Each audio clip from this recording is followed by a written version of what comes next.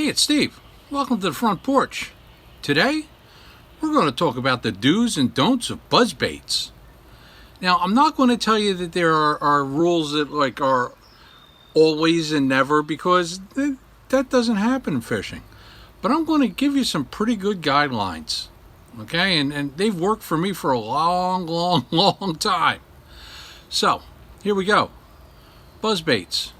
I basically only own and fish 3 colors. I'll fish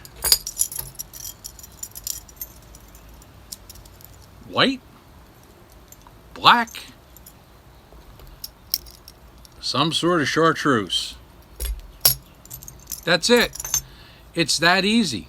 If you want to get crazy and get a natural froggy looking color, this is a War Eagle, and this is the color, the toad that came on it. I haven't taken it off just because it's not used, so why not throw it? Okay, we got color. Size. I basically use 2 sizes, but there's a third size that I use under special occasions. And we're going to talk about that. Okay. Most common size buzzbait probably thrown out there is going to be a 1/2 ounce. Okay, flies a long distance, makes a good bubble trail, even in a little rougher water works well. Then you've got the 3/8, but in there is also a 1/4. Okay, the 1/4 is what I throw a lot. Okay, especially if I'm fishing some type of plastic trailer and not a skirt. Well, why am I going to fish a plastic trailer and not a skirt? Well, a bass comes up, opens its mouth and swallows, but it also flushes water through its gills. Makes like a suction. This skirt doesn't offer a whole lot of stuff to be sucked compared to a bait with a head and a plastic body. The other reason I fish most of the time with a plastic trailer is because it's more aerodynamic, and yes, I could throw it further, but I can throw it more accurately, and it skips better. Something else I want to leave you with, and this is a big time don't. Don't fish it on too light a tackle. Big fish really like buzzbaits. They really do. And although you can set the hook and get most fish in, on a long cast, your chances of burying this big hook on 8-pound line on a spinning reel is nowhere near as good as if you had 15-pound braid on that same spinning reel. And that's the other thing. Line really doesn't matter that much. I mean, you could fish some pretty heavy line with a buzzbait and still get bit, even under clear water conditions. Here's another question about buzzbaits. Trailer hooks. How often do I use them? Well, if I'm just out fishing for fun, I rarely do, because it doesn't matter to me that much whether I catch the fish or not. If I'm fishing in a tournament, if conditions allow, I will use a trailer hook. Now, when you say conditions allow, what does that mean? Well, if I'm going to toss, say, this buzzbait into a pad field, and I'm going to have a trailer hook hanging off the back of it, it's going to get hung a lot more often than if it didn't have the trailer hook. So you're going to have to put up with some amount of snagginess. Same thing if you're fishing it over top of grass. The trailer hook is going to get more grass. How much do you want to fuss with that versus the few fish that you may not get? Now, about missing fish on a buzzbait. I find that most of the time, if you're going to miss a fish on a buzzbait, or the fish is going to miss a buzzbait, it's because you're reeling too slow. The fish is getting too good of a look at it. Now, I'm not telling you want to wind this out and burn it as fast as humanly possible, because That's generally not good either.